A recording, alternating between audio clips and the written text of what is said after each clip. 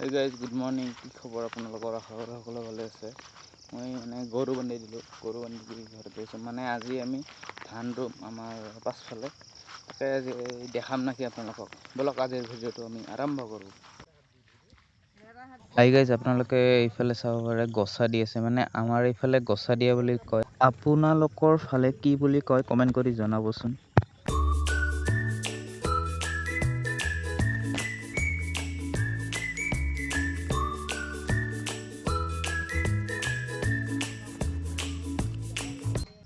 মই বৰ্তমান বিধান ল'ব যাই আছোঁ। মানে ভিডিঅ' কৰাৰ বেছি টাইমে পোৱা নাই। যিখিনি পাৰোঁ মই দি দিম। মানে এই দৌৰা দৌৰি কৰি থাকিব লাগে ইফালে বেৰে সিফালে। বৰ্তমান এই বিধান লগাইছোঁ। যিখিনি পাৰোঁ সেইখিনি দিম আৰু বহুত কষ্ট হৈ থাকে। কষ্টৰ ফলখিনি পালে হ'ব, বাদ বাকী একো নালাগে নে কি গাইছ? যি পাৰোঁ দেখাম আৰু এই বিধান লৈ যাওঁ। এখন দুখন হাতেদি বিধান ল'ব লাগিব গাইছ।